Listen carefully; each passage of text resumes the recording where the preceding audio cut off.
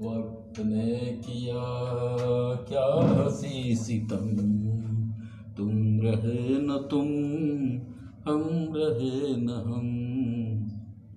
कुछ याद आया? 63 साल गुजर चुके हैं इस महान गाने को रिलीज हुए, इस महान फिल्म को रिलीज हुए।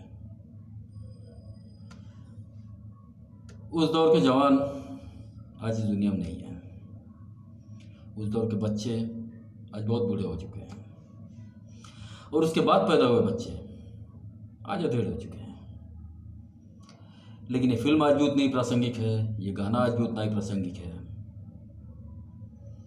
अब तक तो आप लोग ये समझ ही चुके होंगे कि आज हम चर्चा करने वाले हैं कागज के फूल के ऊपर। एक बार टाइम मैगजीन ने एक सर्वे किया था, और अपने सर्वे में उन लोगों ने विश्व की 100 बेहतरीन फिल्मों को शामिल किया था, और उनके संग्रह में 2 भारतीय फिल्में भी शामिल थी। और संयोगवश ये दोनों ही फिल्में गुरुदत्त साहब की थी। पहली फिल्म थी प्यासा, जिसके बारे में हम पहले चर्चा कर चुके हैं, और दूसरी फिल्म थी कागज के फूल, जिसके विषय में हम आज चर्चा करेंगे। एक बार अमिताभ बच्चन साहब से किसी ने पूछा कि ऐसा कौन सा डायरेक्टर है जिसके साथ कभी काम न कर पाने का अब जीवन भर अफसोस करेंगे। तो अमिताभ बच्चन ने जिस डायरेक्टर का नाम लिया वो नाम था गुरुदत्त। जब अमिताभ बच्चन साहब से यह पूछा गया कि ऐसी कौन सी भूमिका है जिसे आप जीवन में कभी ना कभी जरूर करना चाहेंगे, तो अमिताभ बच्चन साहब ने जिस भूमिका का नाम लिया वो भूमिका थी कागज के फूल की सुरेश सिन्हा की भूमिका। जब अमिताभ बच्चन साहब से ये पूछा गया कि उनकी फेवरेट फिल्म कौन सी है, तो उन्होंने जिस फिल्म का नाम लिया वो फिल्म थी कागज के फूल। तो आज हम चर्चा करने वाले हैं कागज के फूल के ऊपर। चलिए अपनी चर्चा शुरू करते हैं। कागज के फूल 1959 में प्रदर्शित हुई, और प्रदर्शित होने के बाद ये फिल्म बॉक्स ऑफिस पर पूरी तरह धराशायी हुई। अगर बात करें 1959 की सफल फिल्मों की, तो सफल फिल्में थी, नंबर 1 पर थी राज कपूर साहब और नूतन जी की अनाड़ी। नंबर 2 पर थी दिलीप कुमार साहब और राजकुमार साहब की पैगाम। नंबर 3 पर थी शम्मी कपूर और आशा पारेख जी की दिल दे के देखो। नंबर 4 पर थी महिपाल और संध्या की नवरंग, और नंबर 5 पर थी राजेंद्र कुमार और अमिता अभिनीत गूंज उठी शहनाई। अब बात करते हैं कागज के फूल की। जैसा कि मैंने बताया कि कागज के फूल 1959 में रिलीज हुई और बॉक्स ऑफिस पर पूरी तरह धराशायी हुई। भारत में तो ये फिल्म नहीं चली, लेकिन भारत के बाहर, खासकर पश्चिमी देशों में इस फिल्म को काफ़ी पसंद किया गया। वो समय अलग था, उस समय हमारा ओवरसीज मार्केट इतना बड़ा नहीं था, लेकिन फिर भी जितने भी सिनेमाघरों में ये फिल्म लगी वहाँ पर सफल रही। और भारत में ये फिल्म तो असफल रही, लेकिन क्रिटिकली भी इस फिल्म को बहुत ज़्यादा पसंद नहीं किया गया। क्रिटिक्स ने भी इस फिल्म की खुलकर आलोचना की, और उन्हीं क्रिटिक्स ने इस फिल्म की रिलीज के कुछ सालों बाद, मतलब लगभग मिड 70s के बाद से इस फिल्म को सराहना शुरू कर दिया। जब लोगों ने बाहर इस फिल्म को पसंद किया, उसके बाद क्रिटिक्स ने भी अपना रुख बदल दिया और इस फिल्म को ऑल टाइम क्लासिक और महानतम फिल्मों में से एक बताने लगे। खैर, हम 1959 में ही रहते हैं। ये फिल्म तो बॉक्स ऑफिस पर धराशायी हुई, लेकिन टेक्निकली इस फिल्म को काफ़ी पसंद किया गया। इस फिल्म के सिनेमाटोग्राफर थे वीके मूर्ति साहब। उस साल लगभग जितने भी अवार्ड्स थे, बेस्ट सिनेमाटोग्राफर के सारे अवार्ड्स वीके मूर्ति को ही मिले। आर्ट डायरेक्शन का भी अवार्ड इसको मिला। एम ए आचरेकर साहब को फिल्म फेयर का बेस्ट आर्ट डायरेक्टर का अवार्ड मिला। अब हम आते हैं फिल्म की स्टार कास्ट पे। फिल्म की प्रमुख भूमिकाओं में खुद गुरुदत्त साहब ने फिल्म में लीडिंग रोल किया था, यानी सुरेश सिन्हा का कैरेक्टर किया था। वहीदा रहमान जी ने फिल्म में शांति का किरदार निभाया था, जो लीडिंग लेडी का किरदार था। जॉनी वॉकर साहब थे एक सपोर्टिंग रोल में, उन्होंने रॉकी का किरदार, फिर रॉकी यानी राकेश जो सुरेश सिन्हा का साला है उसका किरदार निभाया था। महेश कौल जी थे, उन्होंने फिल्म में सुरेश सिन्हा के ससुर का किरदार निभाया था। महेश कौल जी खुद एक बहुत बड़े डायरेक्टर थे, लेकिन वो एक्टिंग भी करते थे। वीणा थी जो गुरुदत्त बेबी के किरदार में थी, और उनका कैरेक्टर नेम भी वीणा था। बेबी नाज थी जो आगे चल के एक बहुत बड़ी सहायक अभिनेत्री हुई। उन्होंने इस फिल्म में गुरुदत्त की बेटी का किरदार निभाया था। और भी बहुत से कलाकार थे जिन्होंने फिल्म में अन्य महत्वपूर्ण भूमिका निभाई थी। अब हम आते हैं फिल्म की कहानी पर। फिल्म की कहानी शुरू होती है, एक जगह शूटिंग चल रही है और सब लोग सुबह शूटिंग पर आते हैं तो कहीं एक कुर्सी है, कुर्सी डायरेक्टर की है, उस पर एक बूढ़ा बैठा हुआ है, बूढ़े की लाश पड़ी हुई है। लोग आते हैं, उस लाश को देखकर चौंक जाते हैं। वहीं से कहीं आवाज़ आती है कि अरे ये तो अपने ज़माने के बहुत बड़े डायरेक्टर हैं। फिर कोई आवाज़ आती है कि अरे डायरेक्टर है तो क्या हुआ, जो ये लाश है, ये लाश हटाओ, शो मस्ट गो ऑन। और यहीं से फिल्म फ्लैशबैक में चली जाती है कि गुरुदत्त साहब की गाड़ी एक स्टूडियो के गेट के अंदर प्रवेश कर रही है। गुरुदत्त साहब बड़े एटीट्यूड में अंदर सिगार पी रहे हैं, सब लोग उनका अभिवादन कर रहे हैं, गुड मॉर्निंग सर की चारों तरफ से आवाज़ें आ रही हैं। और गुरुदत्त साहब का सबका अभिवादन गुरुदत्त साहब स्वीकार कर रहे हैं। तभी रिसेप्शन से एक लड़की इनकी गाड़ी एंटर होते हुए देखती है और इशारा करती है कि देखो सर की गाड़ी आ गई, मतलब 9 बज गए, और घड़ी की तरफ इशारा करती है।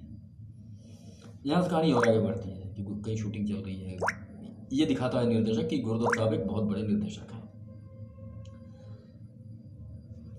अब आते हैं कहानी में आगे बढ़ते हैं। सुरेश सिन्हा एक बहुत बड़े निर्देशक हैं। ये एक बहुत बड़ी फिल्म बना रहे हैं जिसका नाम है देवदास, और इसके लिए उनको एक नायिका की तलाश है और उनको लड़की मिल नहीं रही है।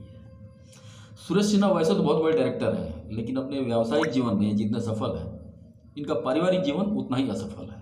इनकी पत्नी है वीणा, जो एक बहुत बड़े उद्योगपति की बेटी है, और वीणा और उनके पिता दोनों सुरेश सिन्हा को पसंद नहीं करते हैं, क्योंकि सुरेश सिन्हा फिल्म इंडस्ट्री में काम करते हैं। वीणा और उनके पिता फिल्म इंडस्ट्री को बड़ी घृणा की दृष्टि से देखते हैं, और इसी वजह से वो दोनों सुरेश सिन्हा को नापसंद करते हैं, और वीणा अपने पति से अलग रहती हैं। यहाँ पति पत्नी के झगड़ों की वजह से बेटी माँ बाप दोनों से दूर एक बोर्डिंग में पढ़ती है। वीणा का सुरेश सिन्हा का पारिवारिक जीवन तो ठीक नहीं चल रहा, लेकिन फिल्मी जीवन उनका बहुत अच्छा चल रहा है। एक बार रात का समय है, सुरेश सिन्हा अपनी गाड़ी में बैठकर कहीं जा रहे हैं। बहुत तेज बारिश हो रही है और दूर एक लड़की को भीगते हुए देखते हैं। वो लड़की बारिश की वजह से भीग रही है, उसको ठंडी लग रही है और वो कांप रही है। सुरेश सिन्हा अपनी गाड़ी से उतरते हैं और उस लड़की की मदद करने के लिए उसको अपना कोट दे देते हैं, और उस लड़की को अपना परिचय देते हैं कि मैं एक फिल्म डायरेक्टर हूँ, यहाँ स्टूडियो में मेरी शूटिंग चलती है, और चले जाते हैं। दूसरे दिन वो लड़की, जिसका नाम शांति है, सुरेश सिन्हा को उनका कोट वापस करने उनके स्टूडियो में आती है। स्टूडियो में शूटिंग चल रही है, लेकिन वो लड़की तो फिल्मों से बिल्कुल अनजान है, उसको कुछ पता नहीं है, और वो चालू शॉट के बीच में सुरेश सिन्हा के पास पहुंचती है और उनको उनका कोट देती है। फिल्म की शूटिंग खत्म होती है। दूसरे दिन एडिटिंग में सुरेश सिन्हा वो सीन देखते हैं। अभी वो लड़की का एंट्री वाला शॉट कटा नहीं है। उस लड़की को देखते हैं और लड़की की चाल देखकर सुरेश सिन्हा को ये लगता है कि यही मेरी पारो है, और वो फिल्म के प्रोड्यूसर के साथ उस लड़की से मिलने जाते हैं और उससे आग्रह करते हैं कि वो उनकी फिल्म में काम करें। शांति पहले तो सुरेश सिन्हा का ऑफर ठुकरा देती है, लेकिन जब सुरेश सिन्हा उससे ये कहते हैं कि आपको इस फिल्म में काम करने के 1000 रुपये मिलेंगे, तब वो मान जाती है। वो पारो का रोल कर रही है। फिल्म की शूटिंग शुरू होती है। शूटिंग जैसे जैसे आगे बढ़ती है, सुरेश सिन्हा और शांति एक दूसरे के करीब आने लगते हैं। अब चूंकि सुरेश सिन्हा एक बहुत बड़े डायरेक्टर हैं, तो मीडिया की उनके ऊपर नज़र रहती है, और सुरेश सिन्हा और शांति के प्रेम प्रकरण के किस्से पत्रिकाओं में छपने लगते हैं। सुरेश सिन्हा की बेटी पम्मी, जो बोर्डिंग में पढ़ती है और वो टीनेजर लड़की है, उसके क्लास के बच्चे फिल्मी पत्रिकाएं पढ़कर और सुरेश सिन्हा और शांति के किस्से पढ़कर पम्मी को चिढ़ाना शुरू करते हैं। शांति का नाम लेकर उसको चिढ़ाना शुरू करते हैं। पम्मी इस वजह से शांति से नाराज है। एक बार पम्मी अपने पिता से मिलने उनके घर आई हुई है। वहाँ पर वो शांति को देखती है। और शांति को देखकर वो शांति के ऊपर चिल्लाने लगती है और उसके ऊपर बहुत गुस्सा करती है कि तुम्हारी वजह से मेरे माँ बाप अलग हुए हैं, तुम्हारी वजह से मेरे माँ बाप के बीच में झगड़ा है। शांति पम्मी की बातें सुनकर बहुत आहत होती है और फिल्म इंडस्ट्री को छोड़ देती है। अब वो फिल्म इंडस्ट्री छोड़कर किसी स्कूल में टीचर की नौकरी कर रही है। शांति के फिल्म इंडस्ट्री छोड़ने का असर सूरज सिन्हा के करियर पर पड़ता है। जिस सूरज सिन्हा ने शांति को एक जमाने में मौका दिया था, अब वो काम पाने के लिए शांति के ऊपर आश्रित हो गए। अब निर्माताओं ने सूरज सिन्हा से ये कहना शुरू कर दिया है कि अब अगर आपको फिल्म लेनी है तो आप शांति को लेकर आइए। सूरज सिन्हा स्वाभिमानी आदमी है और वो ये शर्त नहीं मानते और उनको फिल्में मिलना बंद हो जाती है। हालात बद से बदतर होते जाते हैं। सूरज सिन्हा के हाथ से उनका घर छूट गया है। अब वो अपने घर से दूर किसी छोटे से गैरेज में किसी कुछ पढ़ाई लिखाई का काम कर रहे हैं, छोटा मोटा काम कर रहे हैं और एक गैरेज में रह रहे हैं, अपना जीवन यापन कर रहे हैं। लेकिन फिल्म निर्माताओं के बीच में शांति की डिमांड अभी तक बनी हुई है। हर निर्माता चाहता है कि शांति उसकी फिल्म में काम करे और बार बार शांति के पास जाते हैं, शांति के घर के चक्कर लगाते हैं, लेकिन शांति किसी की बात नहीं मानती है। एक बार एक निर्माता शांति के पास पहुंचता है और उससे अपनी फिल्म में काम करने का आग्रह करता है। शांति उस निर्माता से पूछती है कि सूरज जी कैसे हैं। निर्माता शांति को सूरज सिन्हा की सच्चाई बता देता है कि उनकी हालत बहुत ख़राब है। सुनकर शांति बहुत दुखी होती है और उस निर्माता से कहती है कि मैं आपकी फिल्म में काम करने को तैयार हूँ, लेकिन इस फिल्म में आप एज ए डायरेक्टर सूरज सिन्हा को लीजिए। निर्माता उसकी बात मान जाता है, बोलता है ठीक है मैं तैयार हूँ, आप सूरज सिन्हा को लेकर आइए और हम काम करेंगे। शांति सूरज सिन्हा को मनाने सूरज सिन्हा के पास मिलने जाती है, क्योंकि शांति को ये पता है कि सूरज सिन्हा बहुत स्वाभिमानी है, वो ऐसे उसकी बात नहीं मानेंगे। तो वो अपनी बातों को घुमाकर सूरज सिन्हा से कहती है, वो कहती है कि नहीं, मैं उस निर्माता के कहने पर आपसे मिलने आई हूँ, आप कृपया इस फिल्म में काम करें और फिर से आप अपनी डायरेक्टर की कुर्सी पर बैठिए। सूरज सिन्हा स्वाभिमानी भी हैं और समझदार भी हैं।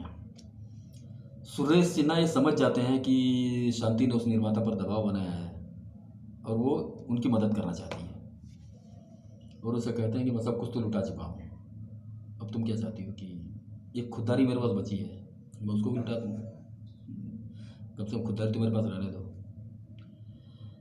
ये दृश्य फिल्म के सबसे मार्मिक दृश्यों में से एक है और इसी के साथ एक दृश्य और इसी लाइन के आगे है।